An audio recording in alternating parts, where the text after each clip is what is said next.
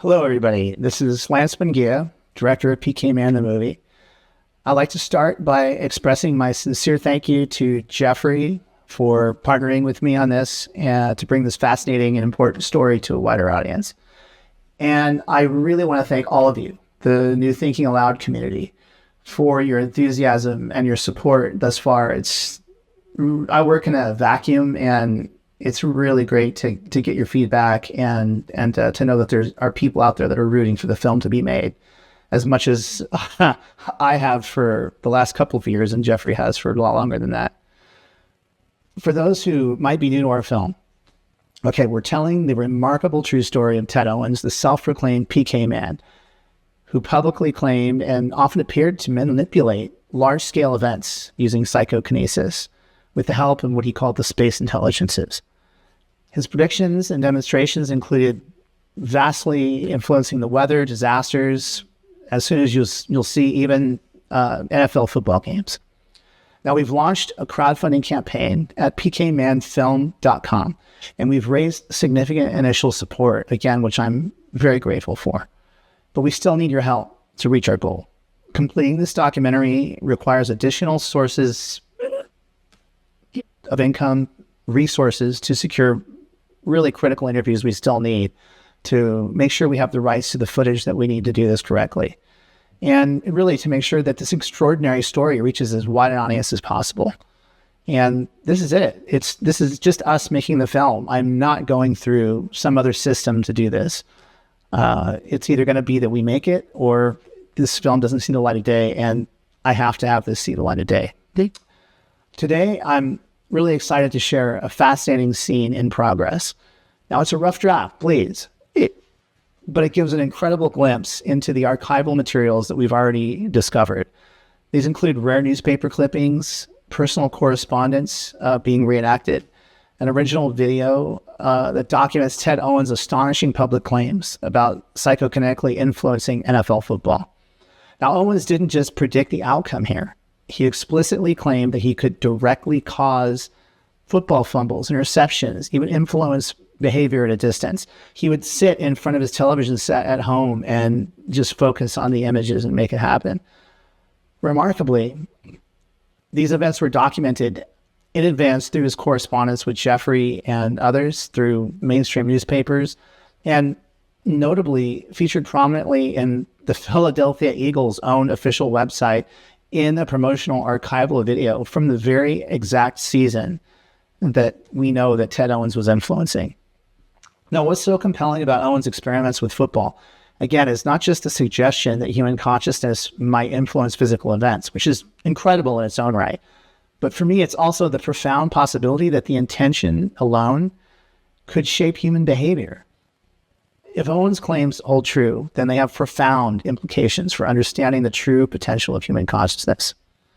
We're making steady progress on PK Man, and thanks to your generous contributions so far, we've begun discussions with a potential distributor even, and started assembling critical scenes like the one you're about to watch. However, we still have important interviews and essential production elements to complete, so your support remains crucial. Please keep in mind, as you watch the scene, it's a rough draft again, and your thoughtful feedback is very much appreciated. Your insights will directly shape the documentary's development. If you're inspired by the story, if you can, please share our crowdfunding page at pkmanfilm.com. Tell your friends and networks. The more support we gather, the stronger this film will become. Thank you again to Jeffrey Mishloff and everybody in the New Thinking Aloud community for believing in PK Man and for helping me on this incredible journey. Enjoy the clip. Stay tuned. There'll be more to come shortly. Thank you.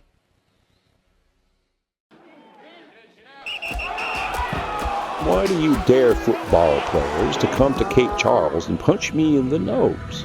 If he insists on taking credit for causing injuries, he should be jailed for assault with a deadly weapon. Less than half the Eagles players could not return at all. All the young linebackers were injured. Ted Owens was perhaps most well known publicly for claiming to manipulate sporting events using his mysterious powers of psychokinesis. He said they were demonstrations of his ability, and he became so infamous for his unusually accurate jinxes that even owners of football teams would reach out. Dear Mr. Owens, please believe me when I request that you remove us from your list of losers. If you will please advise me as to a course of action which we could follow to have us removed from this category. I will do whatever I can to comply. I note with a great deal of interest your record of accomplishments. I thank you for considering this request. Sincerely, Carol Rosenblum, President, the Baltimore Colts. Unfortunately, perhaps for them, they never wanted to pay his fees to stop his interference, which only caused Owens to double down. Perhaps no team was more affected by his high jinx than the 1968 Philadelphia Eagles, who experienced by far their worst year in specific ways Owens claimed to cause, often by sitting at home and attempting to manipulate specific plays by focusing on the TV from the comfort of his easy chair. The Eagles, as usual, were decided underdogs. A web-footed eagle named Tom Woodashik slogged through the swamps for 79 sloppy yards. To the Philadelphia Eagles. Several years ago, when Jerry Woolman still owned your team, Stan Hochman asked me face-to-face if a change in the ownership of the Eagles, plus a new coach, plus new personnel, could stop my PK attack on the Eagles. I told him then, instantly, that it could not stop the PK attack. Nothing can stop my mind from beating you, year in and year out. The PK works in 1,000 ways. It will get the coach fired, make the owner go bankrupt. It's a huge, monumental jinx. I'll simply refer you to a column Stan Hochman wrote about me several years ago, after he'd taken me to a football game, and I'd sent PK after one man, Tom Woodchick, number 37. And one was number 37, 225-pound fullback Tom Woodashik. In each of his 6 seasons with the Eagles, he's gained more yardage than he gained the year before. Tom Woodchick, telling the PK to get Woody out of the game. What's the matter with you, Woody? Her clavicle, huh? Clavicle. Tender on the joint? Right there. I got one hair on my chest, and you had to put it on that hair, didn't you? I was after it. Tom Woodashik was lucky. In spite of injuries, he played in every game. Less than half the Eagles players were so lucky. Many could not return at all. All the young linebackers were injured. Ike Kelly, Arunas Vazis, and number 35, Adrian Young. Veteran All-Pro tackle and defensive leader Floyd Peters missed most of the season due to injuries. Frank Molden, who after 2 years of injuries missed 2 months of 1968 with a broken leg.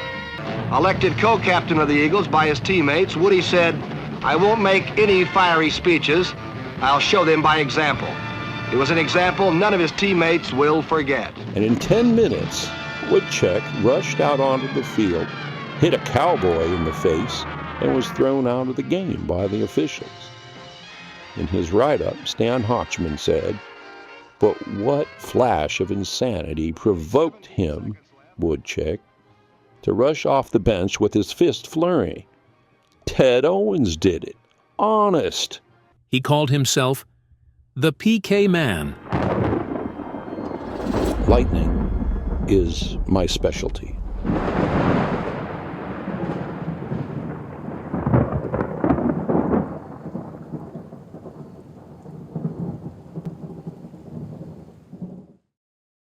Thanks. See you at the crowdfunding site. Please check it out.